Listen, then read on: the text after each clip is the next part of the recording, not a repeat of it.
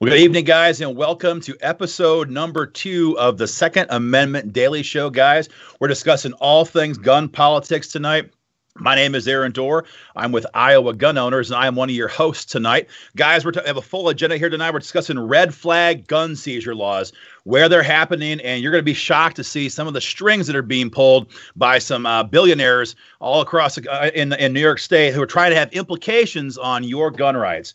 We're talking about terrorist training camps in New Mexico and Washington state referendums that have chilling implications on your gun rights. Again, guys, my name is Aaron Dorr. I'm with Iowa Gun Owners. One of your hosts tonight, being joined also tonight by Patrick Parsons with Georgia Gun Owners. Patrick, can you hear me okay? I can hear you good, Aaron. How are you doing? Doing good. How are you? Doing well. I can tell y'all one thing. The devil is here in Georgia. Her name is Stacey Abrams, and she's looking for some guns to steal. Oh, yeah. Stacey Abrams. Yeah, she's making a name for herself. All right, more to come on that. Joined also tonight by my brother, Benjamin Dorr, who works with Minnesota Gun Rights. Ben, you're in your office tonight. Can you hear me okay up there in Northfield? I can hear you spectacularly from the North Star State, where gun rights are constantly under attack, it seems. But we're doing a pretty good job up here. Our members and supporters are stopping that stuff. So looking forward to talking about it. Fantastic. And last but not least, my other brother, Christopher Dorr, the director of Ohio Gun Owners. Chris, are you on board tonight? Other brother from the same mother. Absolutely. That's right. Yeah, I'm here. We're here. Yeah, you guys might be watching, trying to figure out what's the deal. Are these guys all brothers? And we're not blood brothers, but the three of us are, myself and Chris and Ben, and Patrick has been a adopted brother in the gun political space with us for a very long time. Guys, again, welcome to episode number 2 of the Second Amendment Daily Show. We're talking about all things gun politically related tonight. Lots and lots of movement happening right now across the country. And guys, I think we have the agenda tonight includes a heavy talk on red flag gun laws. We're hearing a lot of questions on this from gun rights organizations and gun owners and activists across the country. You know, what do these things mean? You know, how do we stop these things? Should we even oppose them in the first place? A lot of groups aren't even trying. Chris, you've been fighting these things kind of head on down there for a long time in Ohio. You want to take some point on this? Yeah, it's obviously it's what the radical left, it's what Bloomberg's organization and all their little nasty, dirty little entities all around the country have decided to coalesce around. But yeah, we've got Republicans that have been smashing this stuff, trying to pass it right here in Ohio, and I guess I'll just kind of go through it again. What red flags gun confiscation is, because that's what it is. It's a way to confiscate firearms. It simply means that anybody, your wife, your ex, think in terms of somebody trying to gin up support for a child custody case or something like that. You're going through divorce court. They can go to a secret court and they can make a case to a judge and say, "I'm in fear for my child's safety. My husband or my wife, I don't know, maybe my spouse or my boyfriend, he beats me, or he violently assaulted me, and I'm just afraid for my safety. I need to have his firearms taken away." And the first thing you would know about it, under these red flags gun confiscation orders that Bloomberg and everybody is trying to pass, is the first thing you know is knock, knock, knock at the door. Here's the sheriff's department there to confiscate your firearms. Understand something here. You have not been accused. You have not been indicted. You've not been indicted in court. Exactly. You've not been convicted of a crime at all. But all of a sudden, you can't exercise your Second Amendment freedoms anymore. That's what they've been trying to pass here in Ohio. So I think a lot of folks are probably confused because they assume that you must have a criminal investigation underway against you. You must have done something. Otherwise, how could you have your rights taken away? And Chris, you made a good point. To make it again, this is going to happen. You're going to have your gun rights taken from you without ever having even been charged, much less indicted, much less convicted of anything. And so it's not. I think a lot of times gun people get kind of concerned about this space because We don't want a crazy person with a gun any more than anybody else does. We don't want someone to go shoot up a school more than anybody else does. The thing is that law enforcement already has the tools that they need to deal with this. If somebody makes a threat to attack a school, they can be arrested. If somebody posts online that they're going to shoot up a school tonight or tomorrow, they can be arrested. Those guns can be seized, pursuant to that investigation. So this idea that we have to do it or else we're going to have no way to stop violent killers is absolutely madness. Absolutely madness. Not the case at all. Yep. And of course, in the Florida situation, from last, February of this year, Valentine's Day, the law enforcement knew all about this guy. He was there. They'd been to his house 38 times. FBI had been to his house, had been notified, about him numerous times. I mean, this was not, they did not lack the tools. They simply didn't do a damn thing about it. That's what happened in the situation in Parkland. So any kind of an idea we have to shed our freedoms and give up and feel like we're somehow to blame because of what happened there, that needs to be resisted heavily by gun owners, for sure. Yeah, for sure. You talked about this just a moment ago. I mean, because I think, I talk to a lot of gun owners here in Ohio all the time about this because this has been a big deal. John Kasich was doing his dangdest to make Ohio the next state. And in fact, during his press conference, I think I said this last week, but he said if we can make Ohio the next state to pass these red flags stuff, we can pass this in other meaningful states, as in like red states. He specifically said that. But to put this kind of into perspective, a lot of gun owners are like, oh man, we don't want the next Nicholas Cruz to have, we want to take the guns away from him. And just like clockwork, to illustrate these things, right here in Ohio, last couple months, a month and a half ago, maybe 2 months ago, some kid made these threats online, and he was going to shoot up a school when they came back into session or came back into class. And within 4 hours, that was 10 o'clock p.m. at night. Within 4 hours, the local police had that kid behind bars. They had his firearms confiscated under current existing law. They didn't need red flags, gun confiscation. No, they did honest to God detective work, and they took care of the problem. Simple. Well, just to key off what you were just saying there, Chris, about Florida and about these laws. I mean, this is the new frontier of gun control in America. If you guys didn't know, I mean, maybe a lot of people haven't even heard of red flags laws. It's a fairly new concept. But it's because it passed in Florida, a massive Republican stronghold, that is being introduced all across the nation. Here in Minnesota at the state level, we have Republicans sponsoring and co-sponsoring red flags laws. And our own Eric Paulson, Congressman Eric Paulson, a Republican from Minnesota, is one of the lead sponsors in Congress of the red flags law. This is the new favorite. It was universal gun registration, universal background checks for years, red flags, gun seizures. I think is a new frontier for gun control nationwide.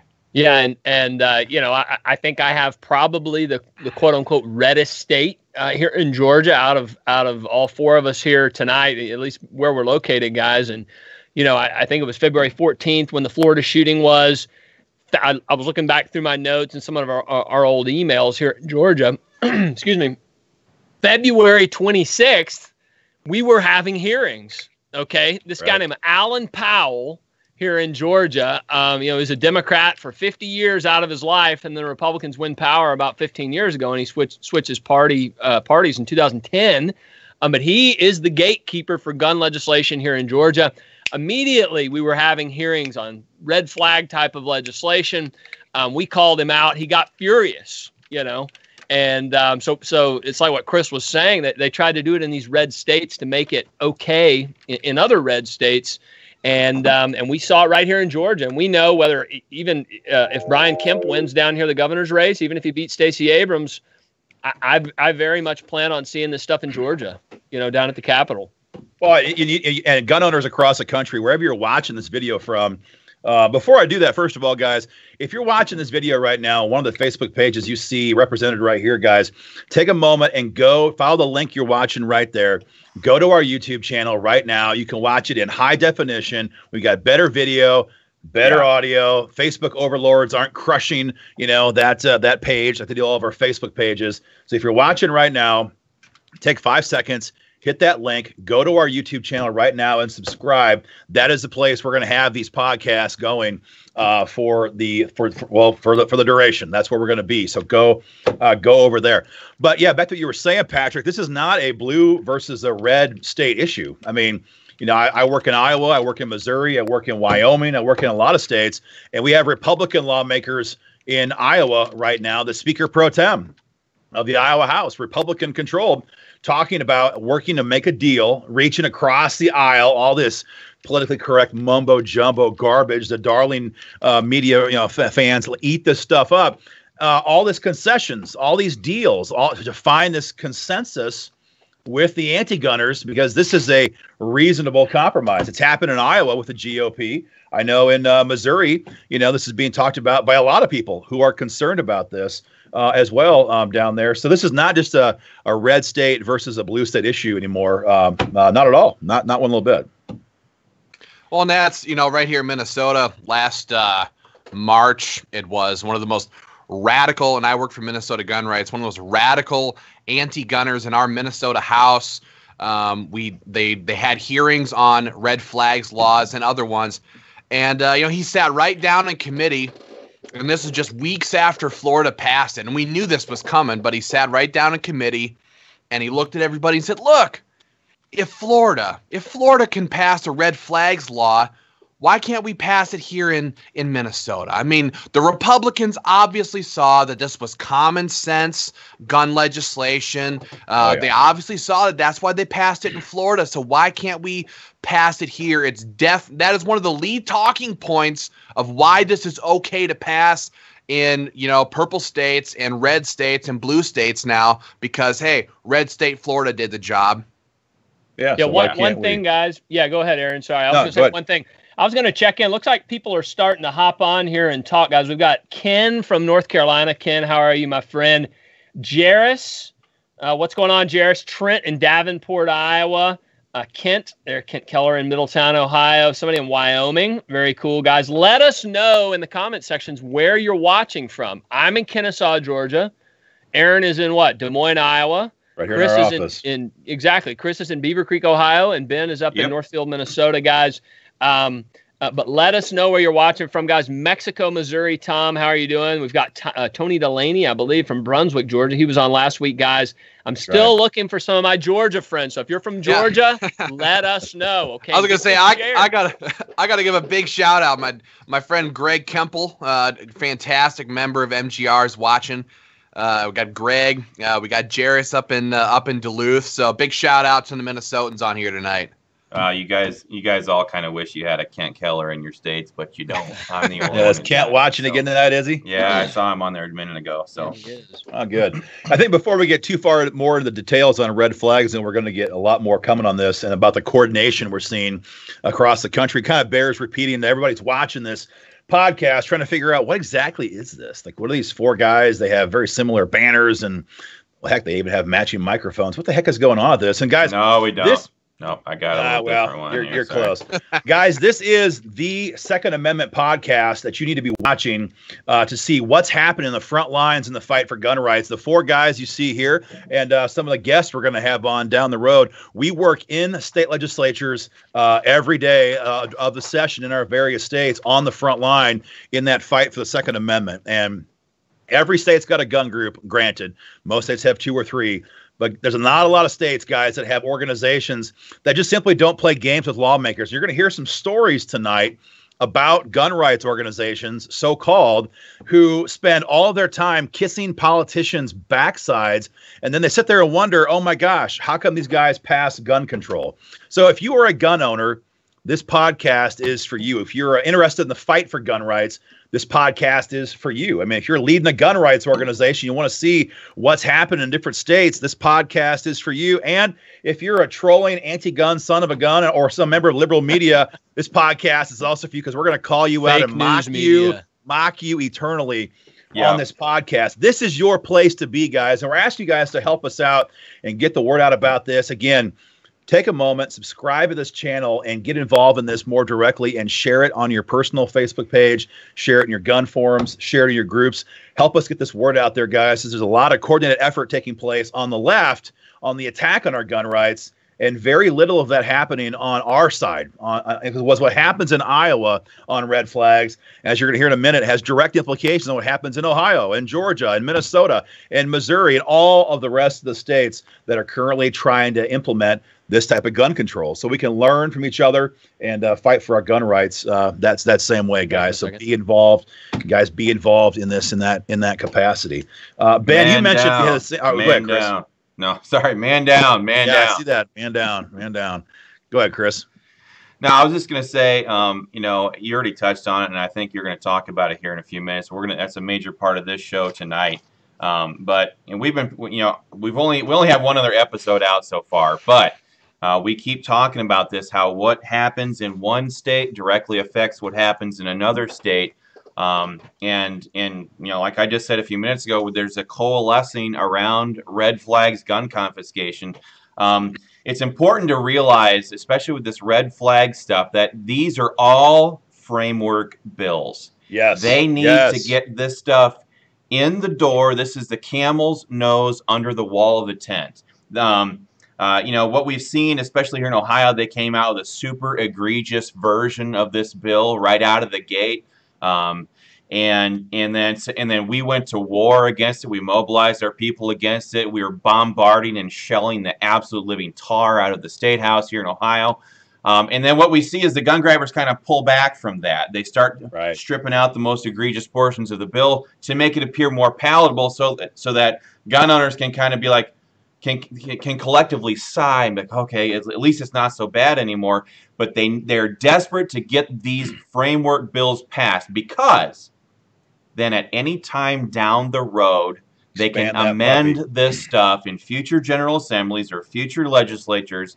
They can amend these portions of the bill so that, okay, this time it does, on initial passage, it doesn't include maybe ex parte hearings, or where somebody can have their gun rights taken away without them even being present. But then the next time a shooting happens, this is already codified, it's already in code, and then they can come back with the moral, you know, argument and saying, we need to further clamp down on this. We need to keep paring away at your gun rights.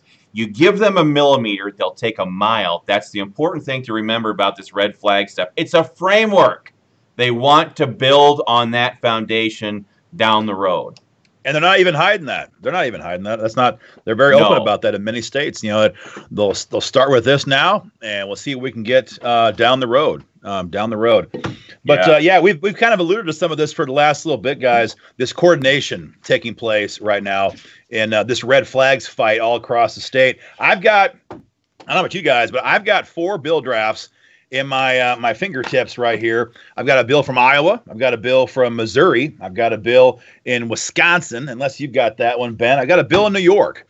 And we're going to talk about some of the similarities here. And what you're going to hear in a couple seconds here is verbatim language in these bill drafts. This is not being pushed by some local loser state rep in your General Assembly. That guy is just a button pusher. Yeah. He or she is just a button pusher for Michael Bloomberg, who is the one who's ultimately calling the strings on this. And don't take our word for it. Here's a sample for you guys. This is out of Iowa. This is House File 2180. It's going on right now. It's been filed this year in Iowa. And let me turn to page 6 here. I'll show you guys on the screen. Maybe you guys can see this. Maybe you can't. I don't know. Right here, under the grounds for what can have you lose your firearms, evidence of the recent acquisition of a firearm by the respondent. That is grounds to have your firearms taken via red flags orders. If you buy a gun, guess what? That constitutes grounds. Check out, this is in Missouri. This is House Bill, show you this here. House Bill 1340 out of Missouri. This is the Missouri General Assembly. Stacey Newman's bill. Same thing. Under the evidences that can be considered against you when they want to take your firearms away, check this out right here by my finger. The evidence of the recent acquisition of a firearm, rifle, shotgun, or other deadly weapon. It's the exact same language. We've got the New York. I'll just roll into Wisconsin right here. Yeah. So on page 7 of Assembly Bill 1051, that's Representative Sargent's bill. in Wisconsin. For all you Wisconsin people watching right now, right here on page 7, it says evidence that the respondent has recently acquired firearms, ammunition, or other dangerous weapons. That's all the evidence that's needed. Is that what you're trying to say? Well, it's all that's needed, but it's also, this is carbon copy language. These anti-gun bills are being introduced carbon copy language right now. I've got a copy of the New York bill right now. It's Assembly Bill 11,148. 11,148 New York. This is page 5, line 16. Same thing right here. Evidence can include, and my screen is backwards, so I can't read it in reverse, or I'd read it right here, guys. But evidence of recent purchase of a firearm, rifle, shotgun, or other deadly weapon. So gun owners have to kind of realize that we're part of a much larger group than what we think we are. What's happening is not just some random lawmaker in Jefferson City, Missouri, for all the Missouri folks, or in Atlanta, or in Des Moines. This is being done intentionally by Michael Bloomberg with the full aid and support of all the statewide media in all of these states, and it has the support of radical anti-gun lawmakers in your General Assembly. So that's what we're facing here. It's not just one state. It's not just one lawmaker. It's not just one bill. This is a major fight here, guys. Major fight. So how it happens at the end of the day is that Michael Bloomberg's up in New York City or whatever, okay? He's got billions and billions of dollars, and they say, Michael, we know you want gun control, and he's behind all this stuff, but he's got people who work for him. He cuts a check. Michael, we need 10 mil this year, okay? They hire all these left-wing lobbyists. They send them out all across the country, probably from D.C., most likely. Maybe they work out of New York City. They have attorneys who write the bad legislation, and they send it on a fax or an email or whatever, and these legislators in the states put the bills in. That's all they have to do. And then the money comes pouring in from Bloomberg on social media, on radio, on TV, on email, and they create this vast, grassroots organization.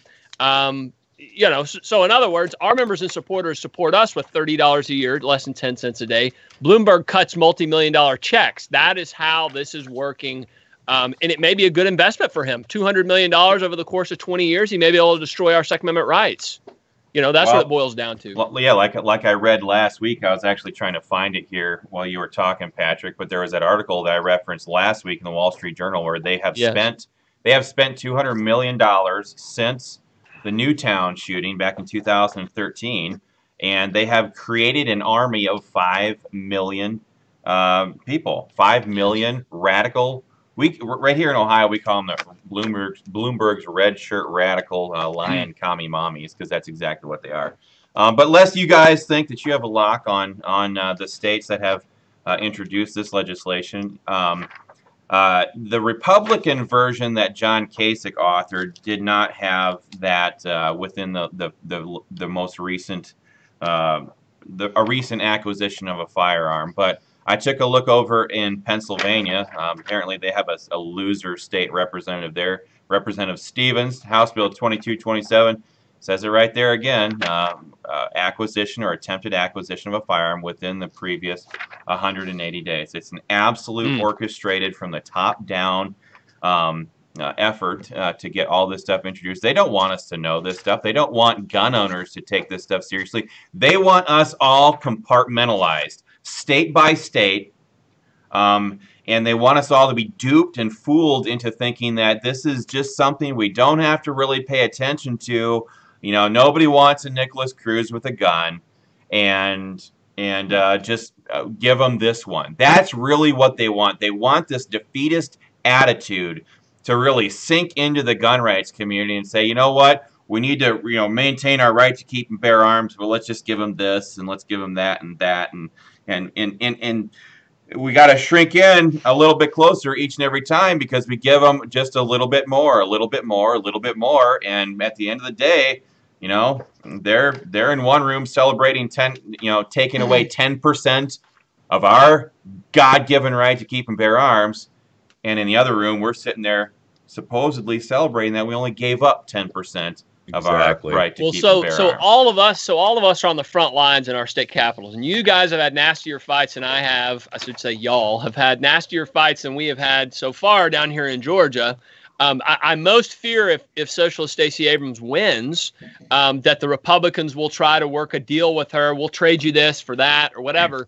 But what are you seeing from the NRA in your states? Do they fly from D.C.? Do they show up? Or are y'all the 100% the front lines in your states when these battles come up? Well, Chris, go ahead, Chris. You've been involved. I know here in Ohio, they've been what we like to term AWOL. They have not been a part of the discussion. They have not been a part of the pushback against this stuff. And in fact, when it comes to stuff this serious, silence is complicity. Silence is lethal, man. Yeah. I mean, and so the NRA takes in $350 million a year. We think, if we had that much money, this crap would be on lockdown. You know what I'm saying? Yeah. And so silence. I mean, they could hop on a private jet and bring 20 of their top lobbyists and spread out in the Capitol and say, oppose this now or you'll lose in your next election. But they don't do it. No. Right? No. On the contrary, gun owners have been getting their teeth kicked in. We use that phrase all the time here in Ohio. We've been getting our teeth kicked in by NRA A-rated, endorsed candidates, politicians like John Kasich, Mike Haney, some of these people. That's just an Ohio-specific situation. But not only are they quiet, but it's their people who are the ones trying to cram this crap over our throats. Are we seeing any of the other national groups show up in the capitals? No. With any credibility? That's really a key thing. I was at the Minnesota Capitol over and over this last session. I did not see the NRA lobbyist, didn't testify on any bills, didn't do anything. We just went through a brutal primary season here in Minnesota.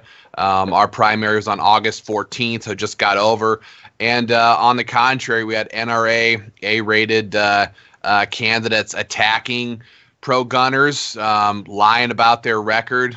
We had Republican leadership, total rhinos, attacking staunch pro-gun candidates. It's a bloodbath in this state because the Republicans are pushing gun control, and they've all got endorsements from the other gun groups, and it's just a recipe for disaster. It's how we lose our gun rights in this state if we decide to play that kind of game. It's ridiculous. Yeah. Well, and just to give the devil their due, I'm gonna read right here. This is a LA Times article I have on my phone right now. I just pulled it as you were talking here, Ben. But this is LA Times article from in March. It says the NRA surprised gun rights advocates and gun control proponents by expressing support for national red flag laws. It says, Chris. It's probably because their boy Marco Rubio down in Florida was the big guy pushing that bill. Here's the quote. It's right here on. You can Google it yourself, guys. This is from Chris Cox. We need to stop dangerous people before they act. So Congress should provide funding for states to adopt high risk protection orders. That is exactly what this is. Red flags, high risk, extreme risk. It's all the same thing. And NRA is telegraphing. They're directly saying that these states should be enacting these gun confiscation laws. And that's all this is gun confiscation. There's no due process. They don't give them back to you. I mean, almost never. And again, you're not indicted, you're not arrested, and you're not convicted. You're not convicted. But I know we all have experiences also, though. Changing gears here for a moment, perhaps. It's not just the out-of-state organizations, the national groups that are not engaged or doing the wrong thing. These types of bills in any state where you have like a contested General Assembly, or you have a very close, partisan makeup, or where they're afraid of having one party be on the hook for something like this, these bills don't become law without the support and the aid of in-state organizations, other so-called gun rights organizations that protect them and give them the coverage that they have to have. We have all experienced that. Chris, you've had that in Ohio. I know Ben has had much of that in Minnesota. This is not just happening in Iowa, am I right? Yeah.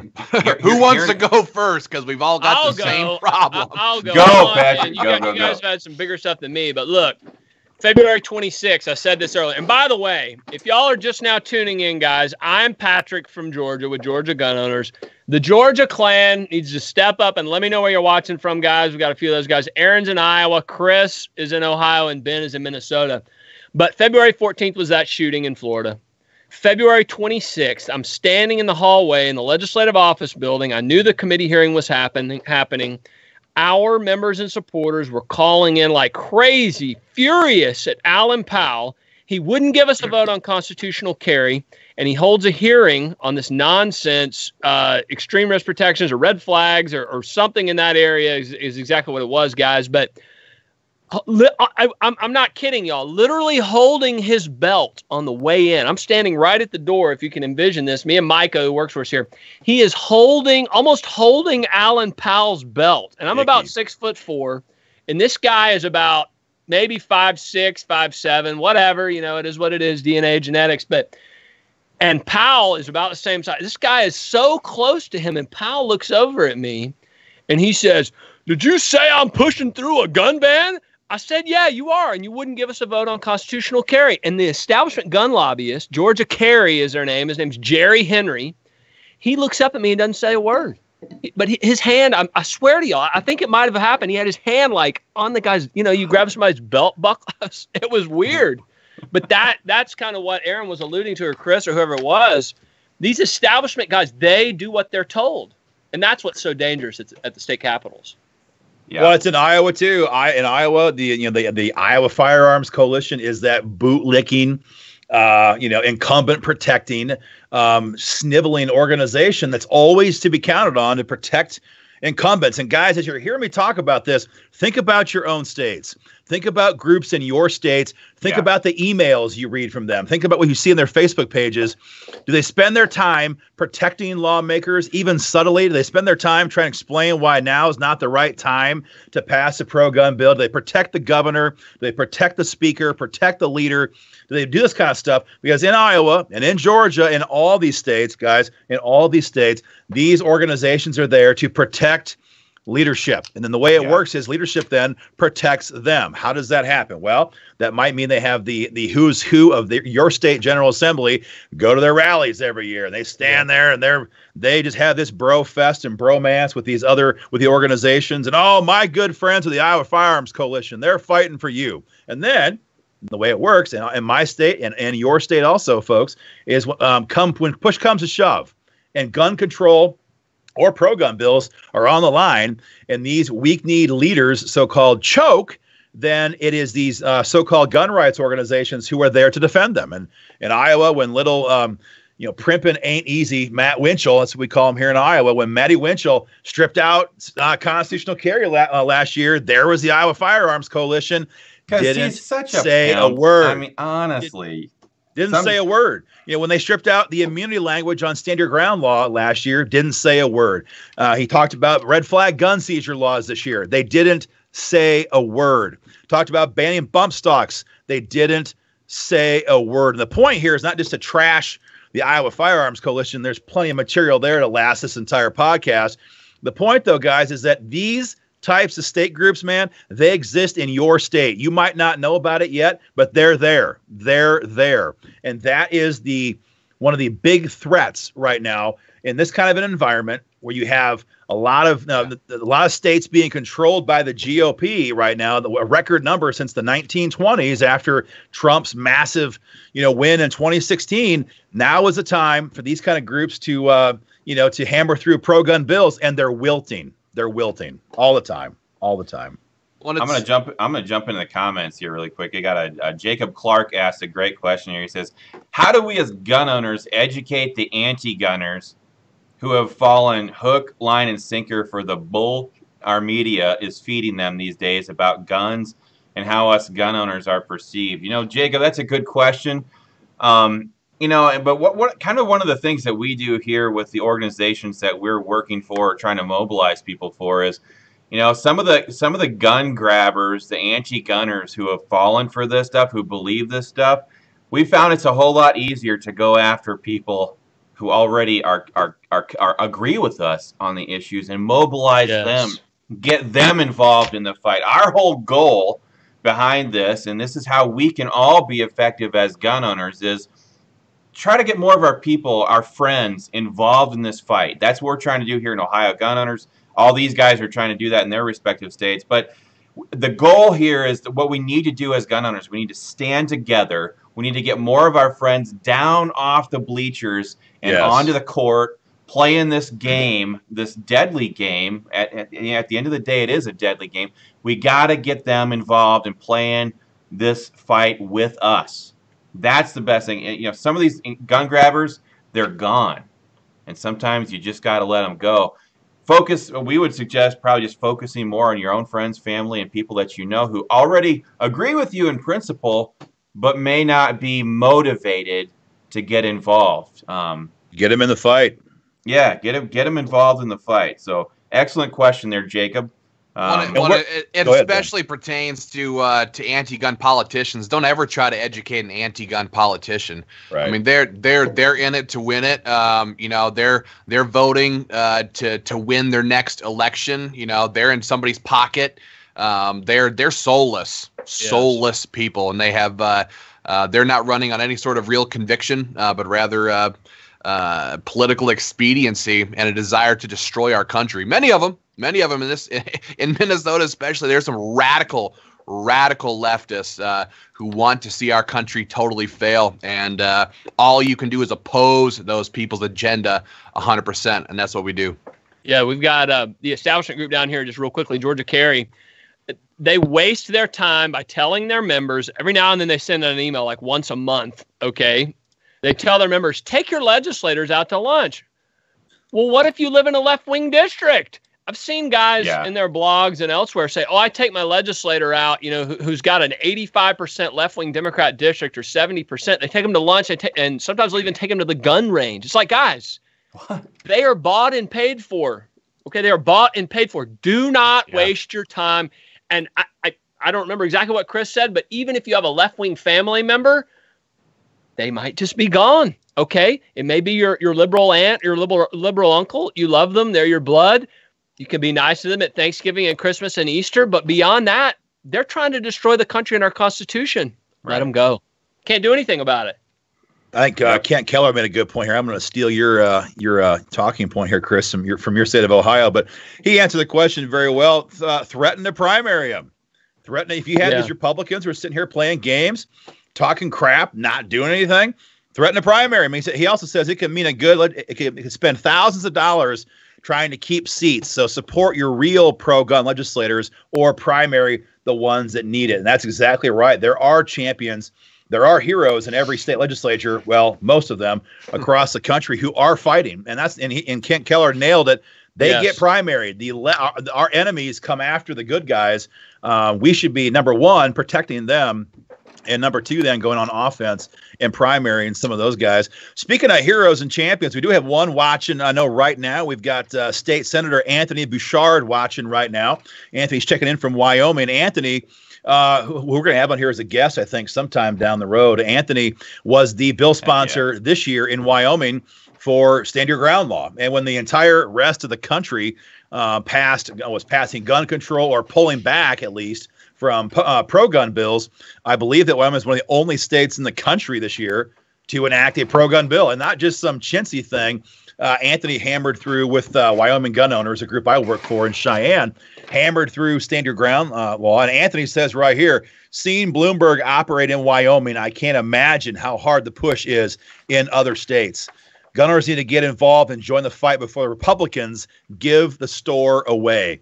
And trust me, we're not here to sit here and just trash talk weak-kneed Republicans. There's plenty of bad Democrats.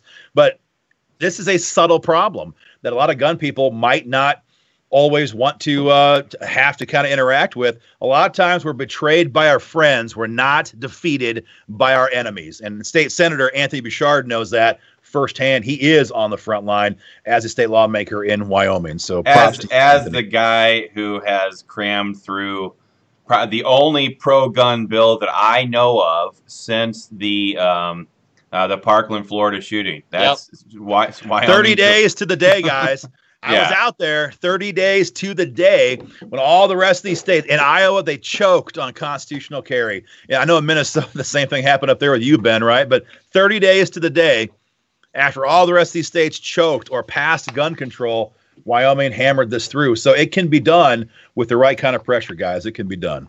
Well, here in Minnesota, it's the Republicans are a tremendous danger to our gun rights. The members of Minnesota Gun Rights totally understand that. We've seen this happen time and time again now. I mean, it was mostly Republicans sponsoring gun control in Minnesota.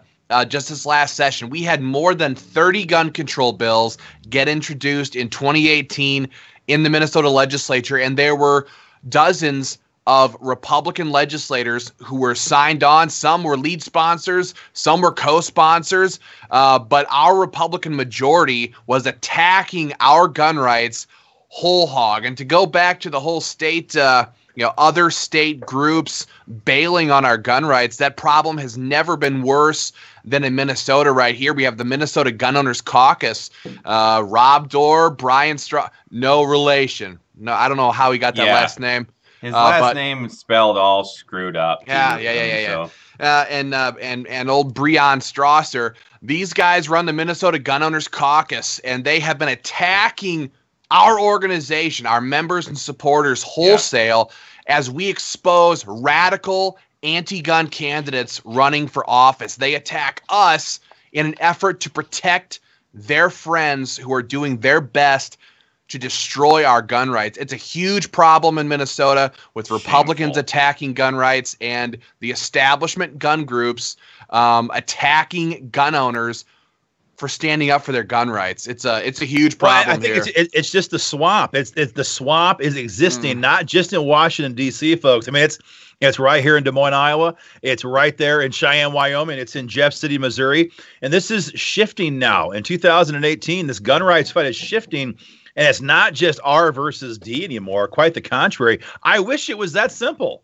I mean, I wish it was that easy. If it was R versus D, hell, we'd be passing gun rights bills all across America right now because we control so much territory. It's not. It's not. What it is now is it's this insiders incestuous club of backstabbing, I almost said a bad word, backstabbing people in these general assemblies.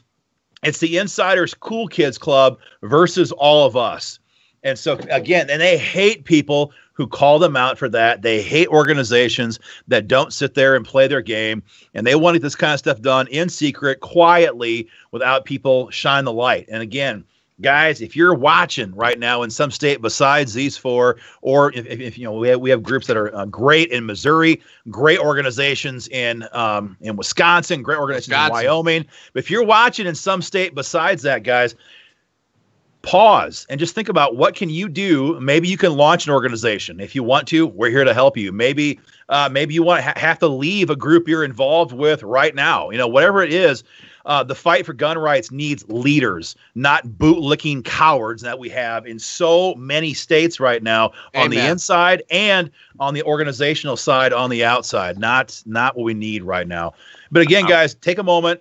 One last time here, take a moment and like or subscribe to our YouTube channel right now. If you're watching on Facebook, realize the audio's not near as good, the video's not near as good, and it's being hammered by Facebook algorithms. So go to I know you guys want to see this face in high def. Yeah. You want to see this in high def. Yeah. So go to that YouTube channel, guys, and subscribe and tell your friends to do the same thing. Tell your family.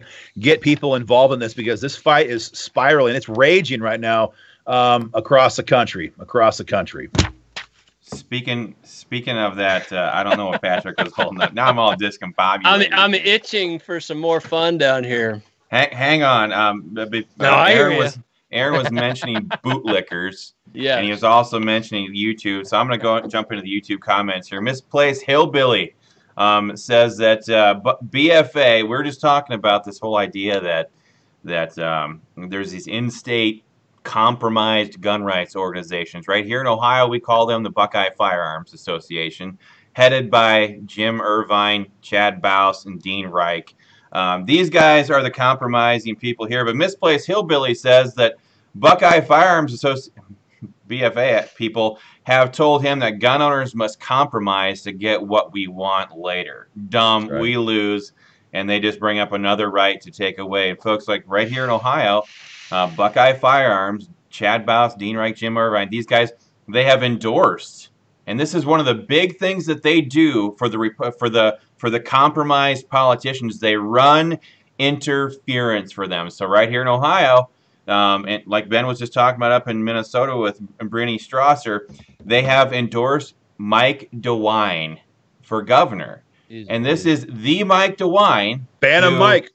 Yeah, he's the Mike DeWine who joined with Dianne Feinstein and Chuck Schumer to bring back the Clinton gun ban in 2004. And they endorsed these people trying to lick their boots in order to try to curry favor so that they can get their watered down, compromised. And that's the other thing that they do. They introduce just junk legislation, and they call it a win. But they do it. They're really in it for currying political favor with the political class, and because they're just bootlickers by nature. Getting that selfie.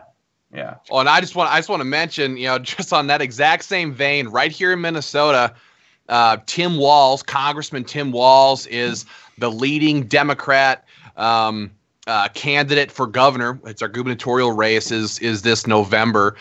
He won the nomination, and this guy, he's been an anti-gun piece of crap for his entire political life, but he has enjoyed for years an A rating and endorsement from the Minnesota Gun Owners Caucus, and only when he came out and said, I want to ban AR-15s, I want universal background checks, I want red flags laws, gun owners started beating on the Minnesota Gun Owners Caucus going, why are you guys endorsing this anti-gun thug? Well, then they turn right around and go, well, now we're going to give him an F rating. He gets an F rating because he's a turncoat. He's an anti-gun thug. Gun owners have always known it, but they were endorsing him until the heat got so hot from our members and supporters that they switched from an A rating to an F rating overnight. Incredible. If you can get a mental picture of a box of rocks, you will see far more brains than is present in the Minnesota Gun Owners Caucus. Incredible. Well, guys, before we transition here to our next topic, I just want to kind of summarize all this for you guys who are watching out here.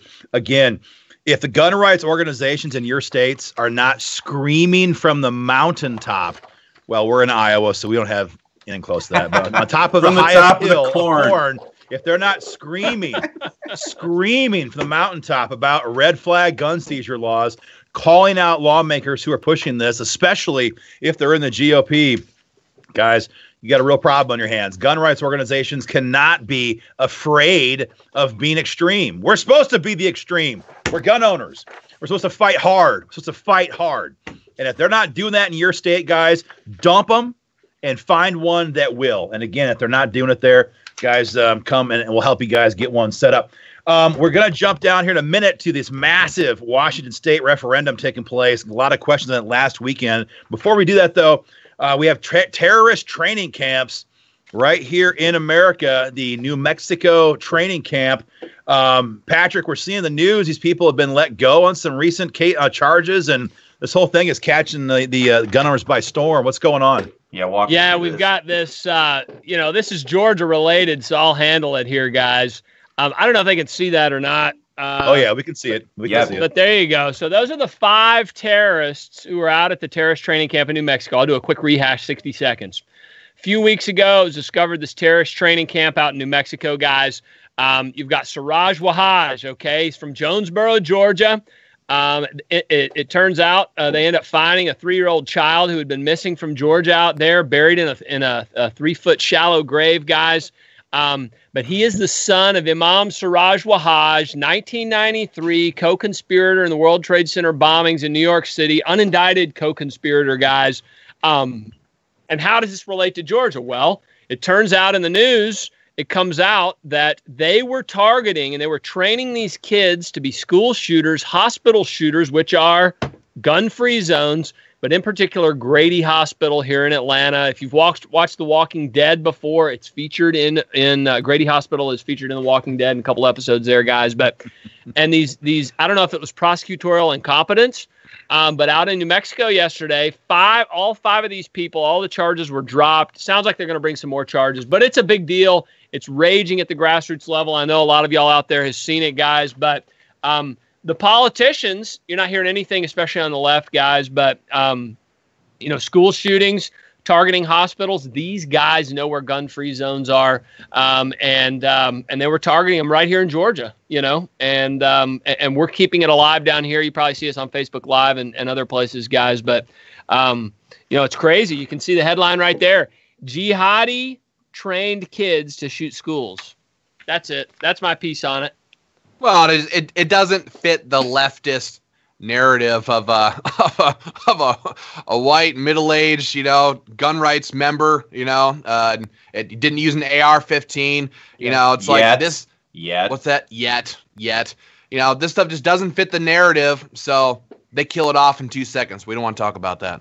Fake news. It's surprising they didn't give them suitcases full of cash down there in Georgia, because in Minnesota, yeah. they're sending how much, Ben? $100 million to $100 million a year is $85 million 1 year, $100 million in suitcases to the Minneapolis airport to Yemen. Yeah, to Somalia. Yemen.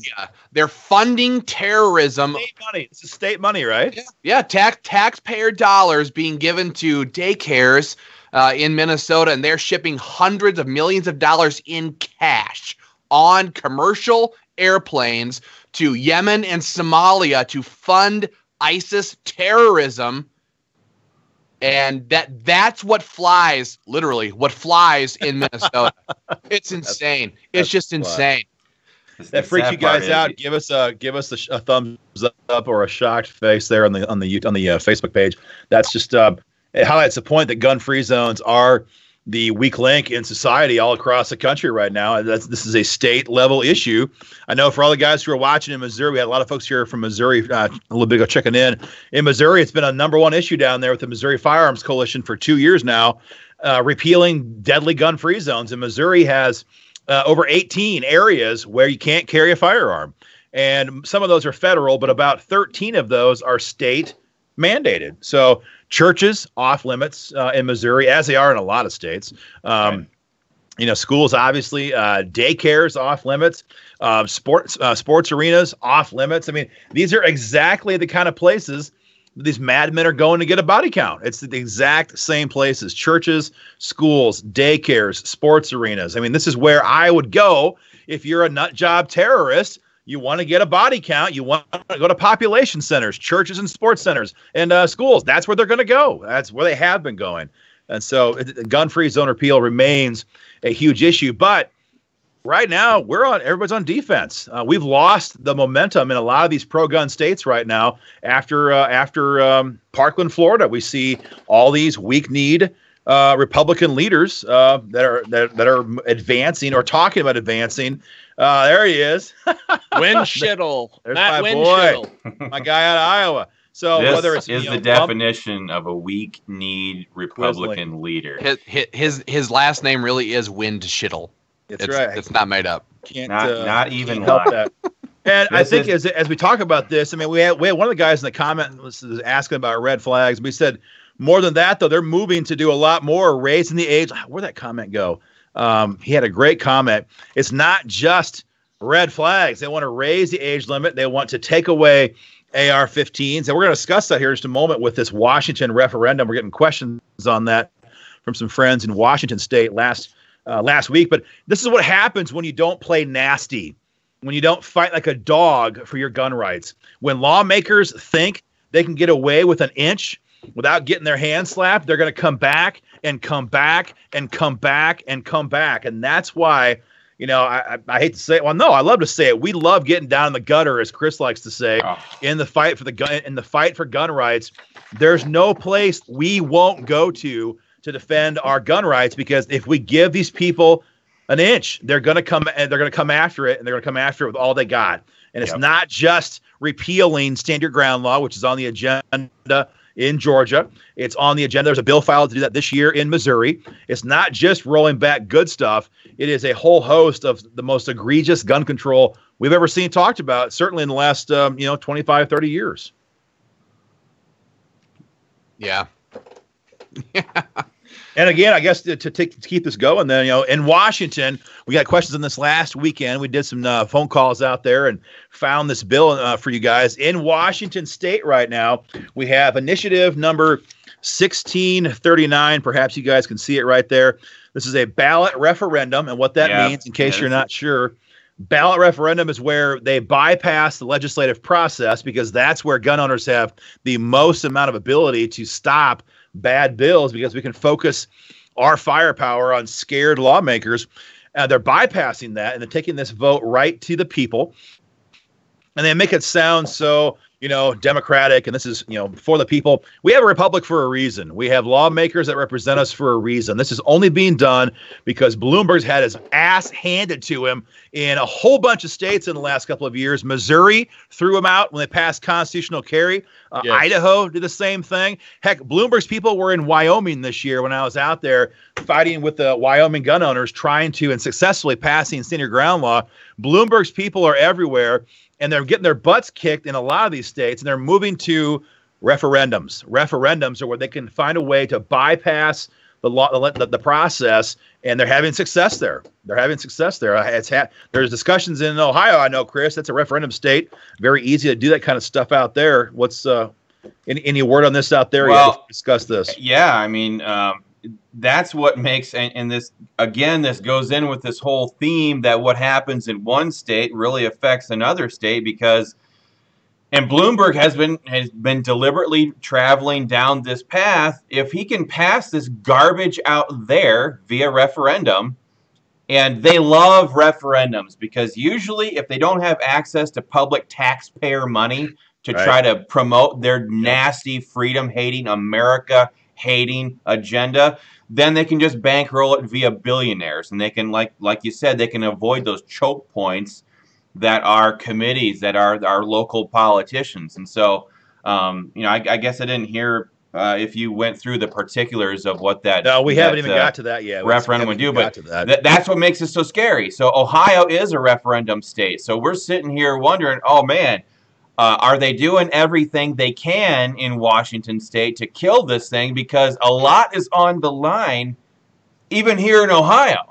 So Chris, I know maybe it was Ben. I know I called you guys back in March. I was in the Capitol in Wyoming, and I was waiting for a floor action vote on stand your ground law. I was watching on my phone as Florida passed this massive sweeping gun control bill. I know we do stuff, full time, so maybe we're a little more just watching some of the nuances here, but I was livid pissed at the gun rights organizations, the ones that sat there and didn't try to fight this down there. Yeah. And of course, and most especially for the 67 A-rated Republican NRA lawmakers who voted with this.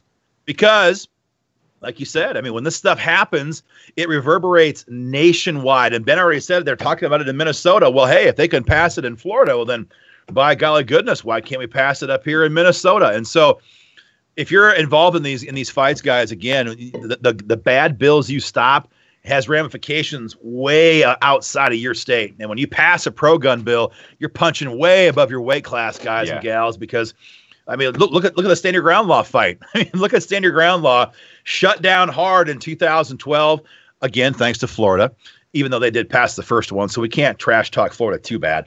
After the situation in Florida with, help me out, guys, Zimmerman and Trayvon Martin in 2012, nothing happened on this issue for years. And then finally, our good friends with the Missouri Firearms Coalition opened that door and passed stand your ground law in 2016, a fight that I think all of us were involved in. I was down there physically. I know all of us were down there, I think, most of the time, hammered through stand your ground law. And once Missouri opened up that door, man, Iowa poured right in there in 2017, and we hammered the same thing through in 2017. And then we used the bill drafts in these states and a lot of improvements out of Ohio, I believe, a lot of draft input from Ohio and some guys out there. And we hammered that same thing through, or most of it, this year in Wyoming. And so when you guys anywhere in the country, when you open up that door for freedom, other gun rights fights that you're not even aware of, perhaps, are going to use that as a wedge to force their states to do the exact same thing. Now, that's the good news. The bad news is that dynamic cuts both ways. Exactly. That's not a one-way street. And that brings us to our third big issue tonight, and that is this referendum in Washington. I guess I have the main points that you guys have. You want to go with this? You want me to take this, or what we have? What's going on? Real quick, Aaron. I was just looking at the numbers from last week. almost 13,000 views on episode number 1. This is episode number 2, but we had almost 110,000 reach on last week's video, guys. So like and share.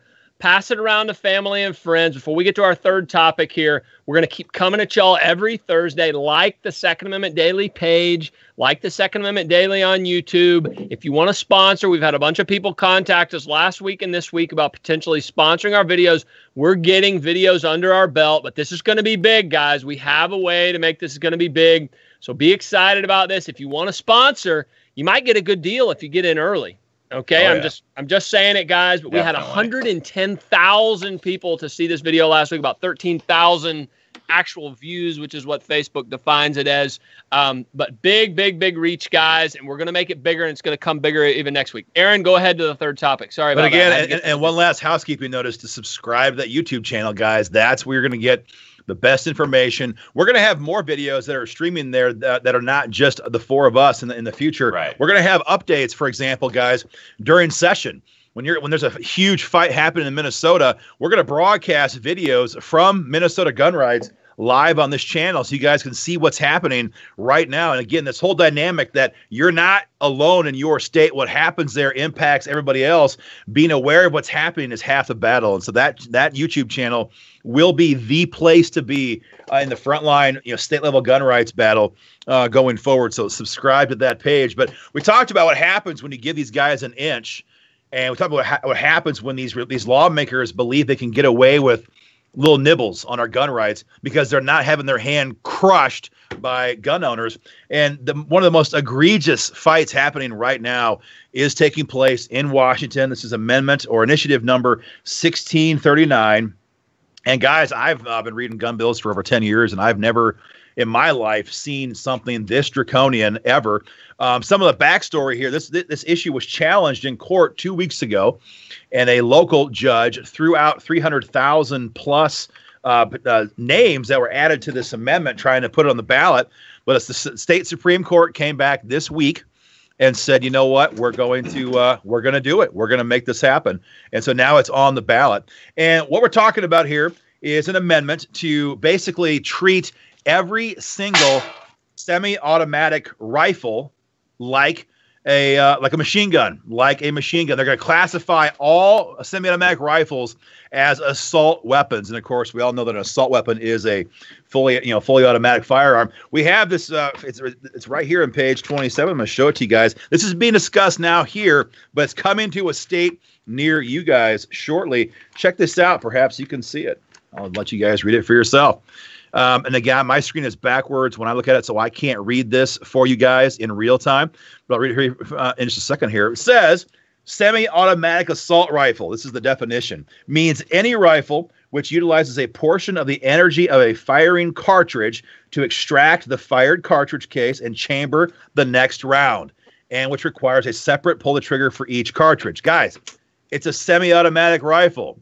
It's literally, this is no sensationalism. This is literally a Ruger 1022. It's your Marlin Model 60, guys. It is the most basic firearms in the country. Semi-automatic rifle. Every single one would now be considered an assault weapon. An assault weapon in Washington. Washington. Don't ever let some left-wing nut job in some Facebook forum ever let you ever let him say, who's coming to take away your guns? Who's coming? That is such a bunch of BS. I guess that's one thing we can all be thankful for as gun owners that has happened since the Parkland, Florida. There are so many pieces of legislation that have been introduced that would come after everything. But the point that Aaron's making here with this referendum is they're completely circumventing and bypassing the entire legislative process. And they're going to be going straight to voters, and well, we've seen how that can backfire before. There's a lot more here, guys. Number 2, they're going to raise the age limit on when you can buy a rifle to 21 years of age. So, any veterans watching this stream right now, give us a thumbs up in the Facebook page, guys. Any veterans watching or family of veterans, let us know. But imagine, I'm not a veteran, but imagine if you're a veteran and you've pulled a 2-year tour already, and you're back home, and maybe you're on inactive status, you're back home, You're 20 years old. You're 20 and a half. Maybe you got married to that girl or that guy. Maybe you started a career. You bought a house. You've begun your life. You've begun your life. And you go to buy a rifle, not just an AR-15, a freaking Ruger 1022. Or maybe you want to buy an AR-15. Hell, you carried full auto, M249 Bravo machine gun launchers, full auto, in service to your country. Perhaps you could be trusted with a semi-automatic AR-15. But if and when this passes in Washington, you also would be denied the right to own a rifle of any kind that's a semi-auto until you're 21 years of age or above. Universal background checks are also part and parcel with this. Now, they already have that in Washington on handguns. This extends that to every single rifle purchase. What that means, of course, guys, is a complete registry of that firearm. So your name and that gun are forever on the list. And since they've continued to expand these national gun rights databases, the Fix NICS bill from this year, the one the NRA said, sure, you can pass it. They passed the Dianne Feinstein Fix NICS Act. They continue to culminate these state databases into a federal registry. That's on the agenda. The other gun groups in Minnesota, supported the same state bill that strengthened the background check system here in Minnesota. Another compromise. As did they here in Ohio. I want to break that down for just a second, because a lot of people sit there and think to themselves, oh, yeah, well, I got no problem going through a background check. What does that hurt? First of all, Adam Lanza, the shooter from Newtown, Orlando, both Fort Hoods, San Bernardino, Las Vegas, Parkland, Florida, Chattanooga, South Carolina, the recruiting station, the Charleston, South Carolina, Dylan Roof down there. All these people passed their background checks, okay? That's right. And since the background check system was designed and implemented as the bastard child of an unholy alliance between Brady and the NRA back in the 1990s, right, roughly 800,000 people, or 1.2 million people have been flagged for denial in the NICS system. In the Obama administration, less than 40 people that got, and under his administration, there's 800,000 denials. Less than 40 people ever got prosecuted for those denials. Of 800,000 denials, less than 40 people ever got prosecuted, and even less got convicted. Folks, the background check system is strictly a database system, and the word is out in the criminal community. Go ahead, try to buy your firearms legally. You never get prosecuted for it statistically anyway. So why don't we try? It's not about guns. It's about control. It's just about control. Well, and don't forget that of those, how many did you say, Chris, 40 were denied? Under Obama, over 800,000. Well, 285,000 veterans have been denied their gun rights through that system as well. 285,000. By declaration, no due process, no adjudication. They just have their gun rights stripped away. And we've seen this now in Florida after they passed that gun control bill earlier this year. People are having their CHLs taken away right and left down there, like 4,000 people already, for crimes that they committed like as an 18-year-old punk kid, for running marijuana or something. But they're just going along.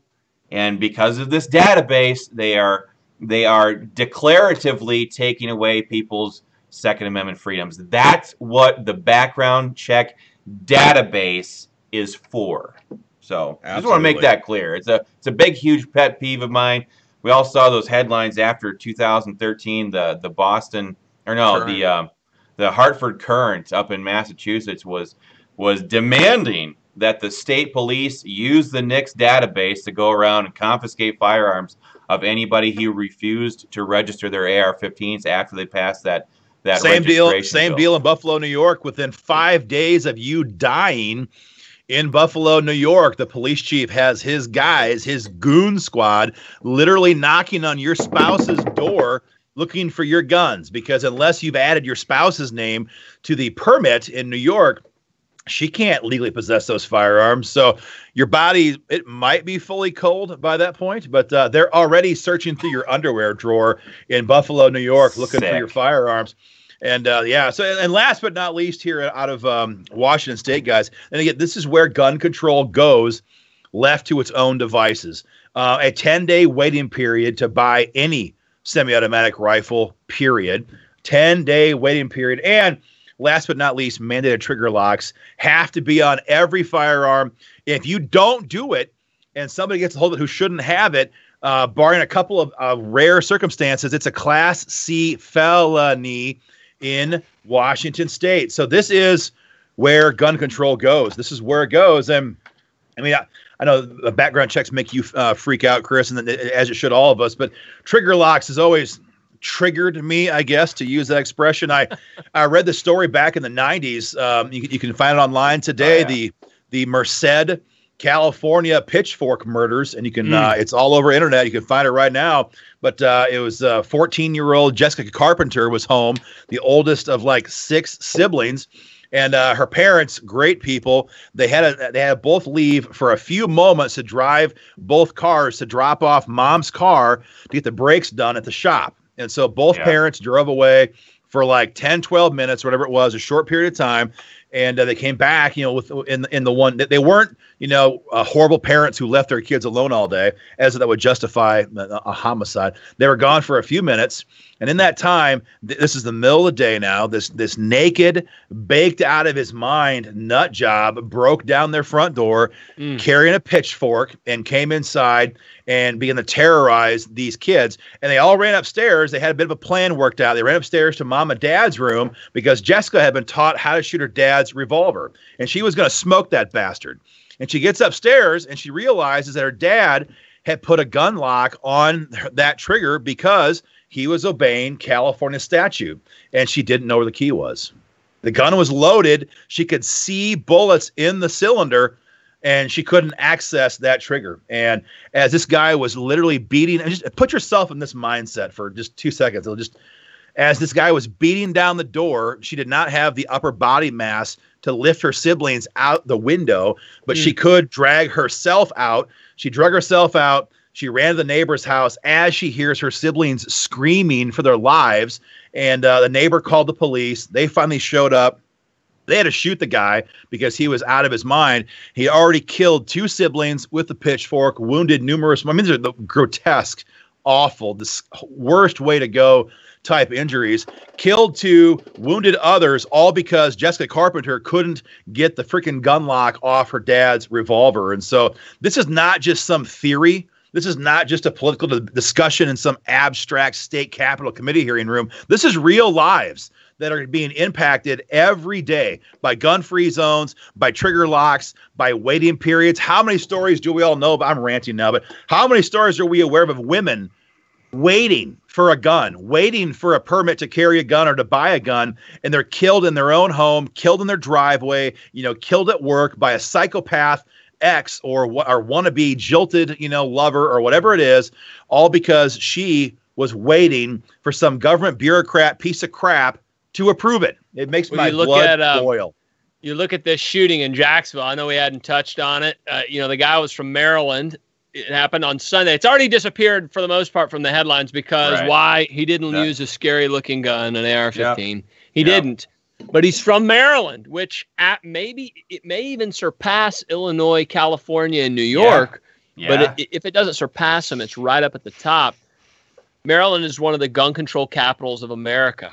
Yep. Okay, you hear liberals all the time. We need 1 gun a month. You can't. Why would anybody need to buy more than 1 gun a month? Well, he waited. They're on sale. He waited more than exactly. He waited more than 30 days. It doesn't work. If somebody wants to do harm, they're going to do harm. Waiting periods, okay, not just 1 gun a month, but waiting periods, it didn't matter to this guy, okay? He obviously had planned at some point to do this. It didn't matter. I'm sure they have some sort of trigger lock legislation in Maryland. I'd have to look it up, guys. Universal background checks, gun registration, quote-unquote assault weapons bans, semi-auto bans, licenses and all this nonsense. And it's like what Aaron was saying. Let's say this guy just hypothetically had a girlfriend or something. and she knew he was crazy or was going to have problems or waiting to do a massacre or something, and she had to wait 30 days or 10 days or 15 days to go and buy a firearm to defend ourselves. The police can't be everywhere all the time. And that is just a fact, and we cannot let the left win this messaging argument on these kind of like on the perimeter issues, trigger locks and this and that sounds so, lock your guns up, That's my rant. And it doesn't work. The gun control doesn't work. If the fake news was even remotely honest, these types of stories would be front page, that gun control doesn't work, that it's costing people's lives. It doesn't fit their narrative at all. And so this stuff just gets thrown in the bottom of the barrel. It never gets reported on. People die because of gun control. People's lives are turned on their heads because of this BS leftist mentality. But hey, if a person using an AR-15, ban them all nationwide. If it fits that narrative. But hey, you can get pitchforked to death. You can watch your siblings get slaughtered. That's not newsworthy. You better lock that gun up. They say you better lock it up. Better get it locked up by law, huh? Well, what is it over? I mean, just an aside. Over in the UK, in England, they have literally, I'm pretty sure they have to keep, if they're even allowed to have a gun or special permit, they have a long gun, like a shotgun or a single shotgun or whatever, in a gun case or in a gun safe in their homes. And then every year they have the local police come by their home to see if they have it locked. I mean, it's like, what world are they living in? You know what I'm saying? Well, that same type of bill was introduced up here in Minnesota. That all your guns have to be registered. Your ammunition has to be registered. You have to write down why you're buying it for, how many rounds. All of that goes into the government database as well. And then there are mandatory storage requirements. This is the bill that was introduced just a few months ago. Mandatory storage requirements, and the police can show up at your house anytime they want to and inspect where your firearms are stored to make sure you are in compliance with this law. And it did so much more than that. I could spend 20 minutes just talking about that bill specifically. But this is the type of crap they're introducing all over the place. Because don't you know, criminals, go through the same process the entire time. I think BJ Muser says it pretty good here in the comments section on the Second Amendment Daily Facebook page. He says, no amount of gun control will work. Perfect example, and I've referred to this before. The 2 Westerville, Ohio officers who were killed. The killer couldn't legally obtain a firearm, so he had his buddy do it for him. I mean, so it's just, this is not earth-shattering. The criminals don't do this, but no. Thinking about those pitchfork murders in Merced, there is no part of the gun control argument that is reasonable. It is completely unreasonable. It is completely irrational. It will only ever end in violent crime. And anytime we give up anything, the only logical conclusion is that violent crime goes up, criminals are empowered, law-abiding citizens like you, like me, like all of us here, we pay the price for this. And our gun rights get stripped right down the drain. Well, down here in Georgia, we have an estimated. Now, these numbers may be inflated. They're usually put out by police departments to get more money or whatever, and it is what it is. But estimated 71,000 gang members in the state of Georgia. 71,000. Even if it's 35,000, if we have about 10 million population, that's 7% of the population, guys. And all we hear from Socialist Stacey Abrams down here, we haven't heard one thing. We know how she wants to seize and destroy firearms from millions of Georgians who she wants to take them from. She wants to send the Georgia Bureau of Investigation out to do it, which they probably wouldn't do it. The agents wouldn't do it. She hasn't said one thing about the gangs who are running roughshod over the state. In my county, we have 1,600 gang members, Cobb County. In a population of about 800,000. They're in the schools, they're human trafficking, they're sex trafficking, they're gun trafficking, they're drug trafficking, they're anything you can possibly imagine. They are shoe trafficking, and they are dangerous people.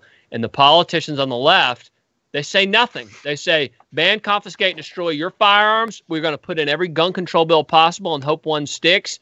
But the bad guys, they don't even say anything about them. And it's like what Chris said. They don't go down to the courthouse and give their fingerprints. They don't ask the government for an intrusive government background check to see if they can carry. They don't sit through a waiting period. They don't pay a tax. They just wreak havoc in the communities, and the politicians want to penalize us. And I know our viewers think the same. It's like it's like Alice in Wonderland. Everything is upside down. It doesn't make sense. Yeah, it doesn't make sense to us because we're law-abiding gun owners who use firearms to defend ourselves and our families. But it makes total sense to them because they love the violence. They love the crime because that gives them more and more opportunities to sit there and strip away our gun rights. You see, they want this. They want the mayhem. They want the anarchy. They want the lawlessness because then they get to come after us and our rights. So it doesn't make sense to us. Crisis is the friend of the state, right? Crisis is the friend of the state. And what is it? Barack Obama's Rahm Emanuel. What did he say? Never let it go to waste. Never let an opportunity go to waste, guys. And you're living in that opportunity right now. The left is fired up. They've got, we've got 400 million guns in this country, and as tragic as it is, a school gets shot of a bunch of kids, and they go for the freaking jugular. And for any conservative or Republican or so-called Second Amendment supporter, legislator at the Capitol to say, oh, yeah, we'll give you a little bit of something, guys. Unreasonable. Like we said at the beginning, the show's an hour and a half old, guys. Camel's nose under the tent. Yep. They want you to freaking give them something, and they'll never give us anything. Well, that's, just to go back, Aaron was saying this a little bit ago about the mentality needed for this fight, guys. Begging politicians, talking nice about them, sweet-talking them. This stuff doesn't work. Gun rights politics is a nasty, nasty business, and you got to be nasty to fight in it because the left, they make no bones about it. Right. They're not pretending. They're not playing nice. They're not playing fair. They are going whole hog. They're well organized. They're well funded. They're mobilized. And hey, they're showing more conviction to destroy our gun rights than most people on our side are showing to defend our gun rights. So you got to fight back hard. Yeah. Hard. You got to people. In Minnesota, you get some Minnesota nice. We say Minnesota nice goes in the trash can. It's time for Minnesota nasty. But begging these politicians has only served to destroy our gun rights here in this state, and you got to push back hard. Well, it's like we say all the time. It's not your daddy's gun fight anymore in the state capitol. Right. We're not talking about going from may to shall issue anymore. We're not talking about some expansion of freedom. We're talking about losing every damn thing we care about right now. And these people it's a coordinated effort. We already showed you guys the bill drafts in all these states, but now they've always had, but now they really have the full support of the media. I mean, even in little old Iowa, big old pro-gun state Iowa, we have KCCI, the DMR, the Gazette every other day. One of those three, and the Journal, one of those four, pushing some kind of a call for some version of gun control, repealing stand your ground law, red flags, whatever. So they had the media fully backing them. Now they have Bloomberg, whose net worth is above $35 billion funding them.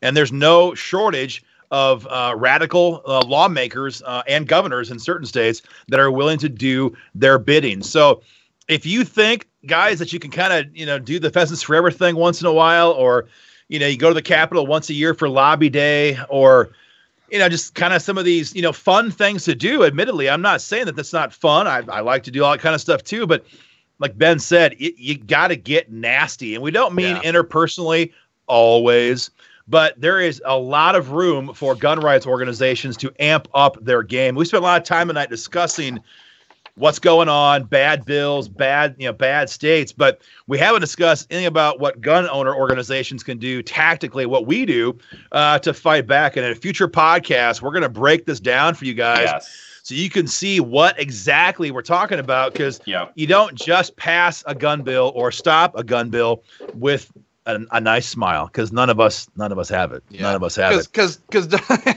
I mean, if people could hear some of the conversations we've had with like legislators in the Minnesota Capitol, some people message us and go, "Hey, you guys are just mean. You're just not nice." Yeah, like, man, the people in St. Paul, Minnesota, which is the capital, are nasty. nasty people who have a complete and total agenda, and the agenda is not for you, it's for themselves. And we have to push back every bit as hard because we've been screamed at, we've been spit at, we've been called every name in the book. That's what these politicians are and do. And look, I mean, if you owned a business and you had an employee who is constantly doing everything wrong, telling you to jump off a cliff, and generally acting like somehow he's the boss, you'd fire that person. You wouldn't beg them to do their job. You'd fire that piece of crap. Don't forget, that's what these legislators are. They're just employees.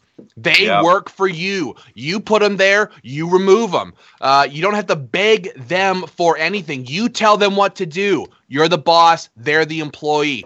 They always have this elitist attitude like, hey, I'm an elected official, get on your knees and thank me and beg me and but that's not the way it is anymore. You got to push back. Somebody mentioned it. Somebody mentioned earlier. Sorry, Chris.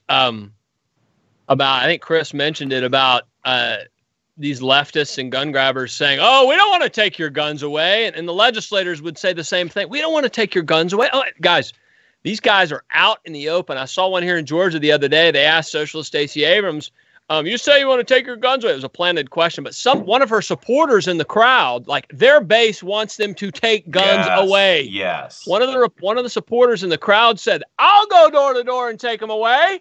That's what he said. We featured it on our Facebook page.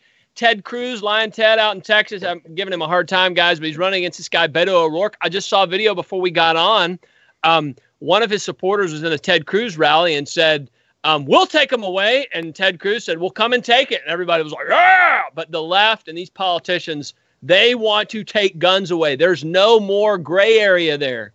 They want them gone. Okay? They want them gone. Yeah. It's in their legislation. Yep. I may have said this last week, guys, but it's to the point. Well, okay, this podcast is going to be around here probably for like the rest of our lives. And so you might be watching this in 2018, maybe in 2028. Maybe you're 20 years old today. Maybe you're 65 years old today, and you could be different phases of life right now. But some of you guys out there can and do write $5,000 checks, to gun rights organizations out there.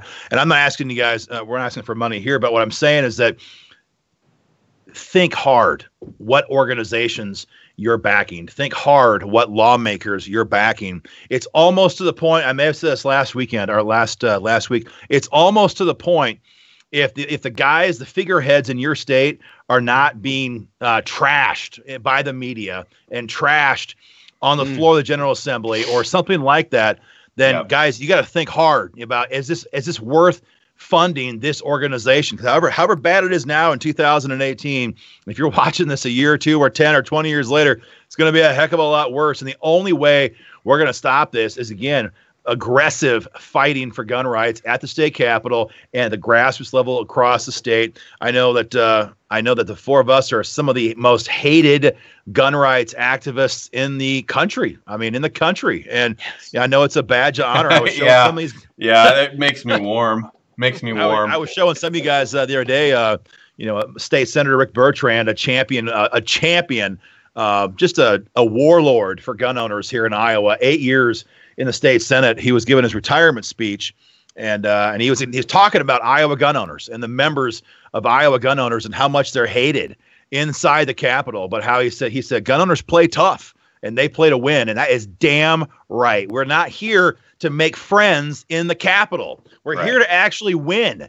We're here to pass pro-gun bills. Now we find ourselves having to stop anti-gun bills. That's the agenda.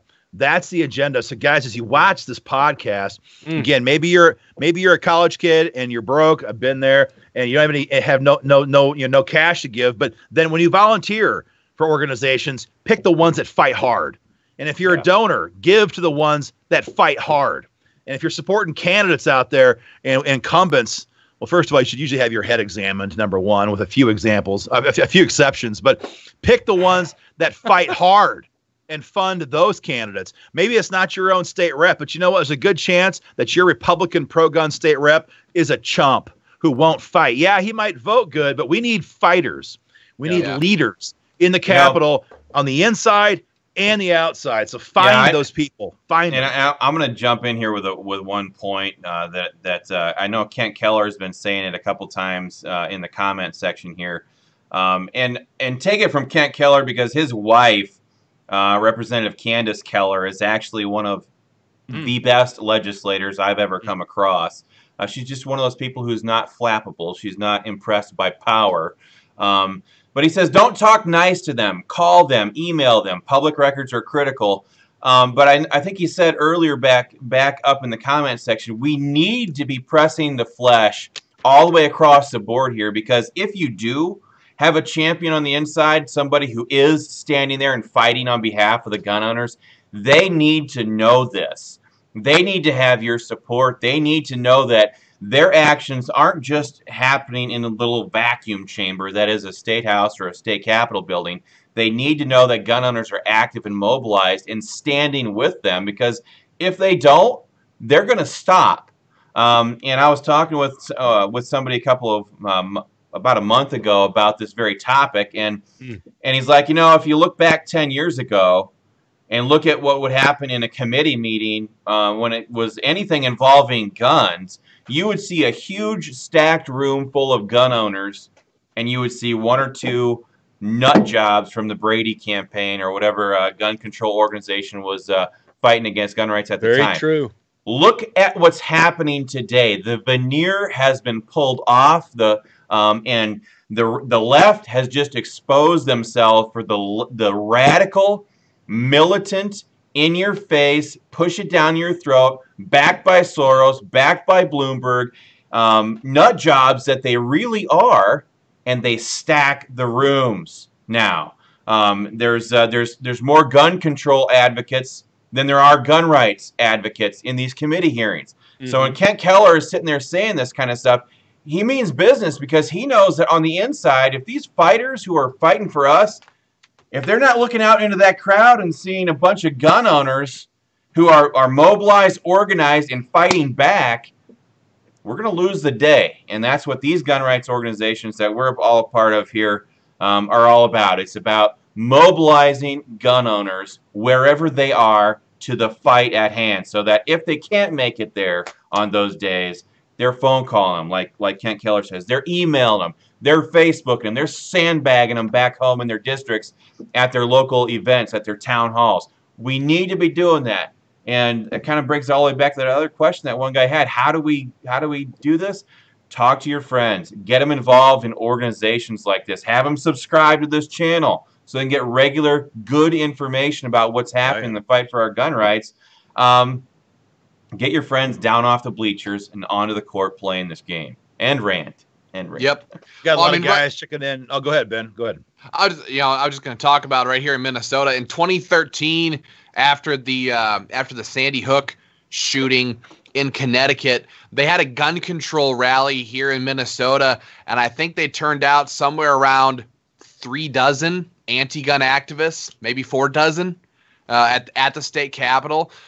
In the March for Our Lives, just last March, they turned out nearly 20,000 anti-gun activists. I've never seen a rally like that in Minnesota in all my life. Wow. Nearly 20,000 anti-gun activists standing on the Capitol in St. Paul, standing on the steps and covering the whole lawn, screaming and chanting for gun control. In the meantime, we had tens of thousands of Minnesota gun rights members and supporters literally that day making phone calls, sending emails, pouring them into the Capitol the very same day. It was force on force, pressure on pressure, fight on fight. And we were able to stop the gun control in Minnesota in 2018 through those efforts. So again, you got to make the phone calls, you got to send the emails, you got to show up. You got to put the pressure on, because you're fighting pressure with pressure every time. If you don't make a phone call, if you don't contact your legislator and say, hey, if you push this gun control, I'm going to oppose you at election time. I'm going to run against you. I'll primary you. I'm going to get my buddies on board.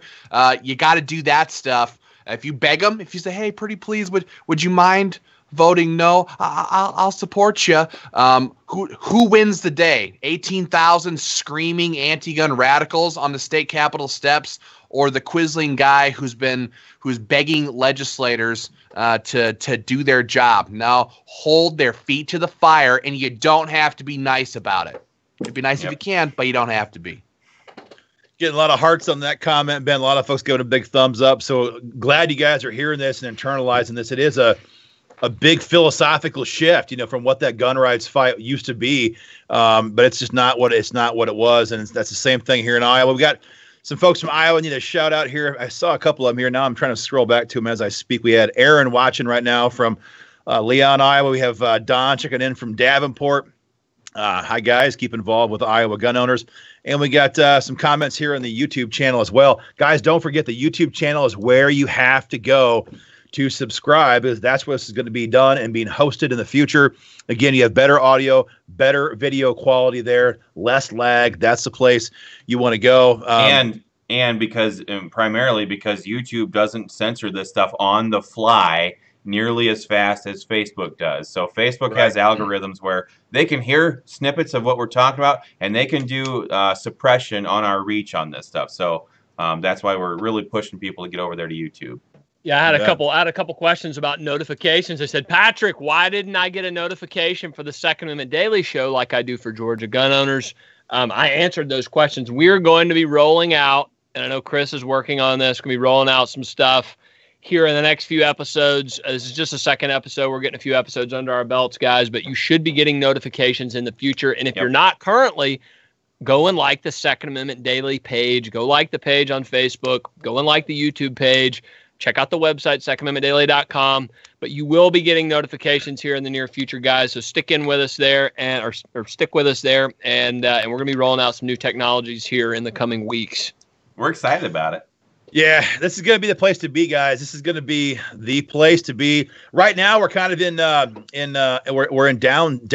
mode a little bit. We're not in session right now, and we're a couple months away yet from the general election. That's going to change here pretty fast, but this page is going to go from hot to smoking white hot. You're going to have updates from us on the ground in the state capitals, in committee rooms. We're hoping to pipe in ourselves when we're at the state capitals via cell phone and give you guys updates literally from the front lines. You can see Ben last year when he was surrounded like 10,000 to 3 at the Minnesota, or 20,000, whatever it was, to 3 at the state capitol. Chris got spit on, I don't know, 3 or 4 times during the march in Columbus. Patrick was wearing a short sleeve shirt for his, and I was in a freaking trench coat I was freezing my tail off at my rally. But you're going to see from the front lines what's going on. You're going to hear from pro-gun champions. We're going to have pro-gun lawmakers on here in upcoming episodes. This is going to be the place you want to be every Thursday night, guys. Like I said, the fight is raging. Everybody needs to be involved in this effort.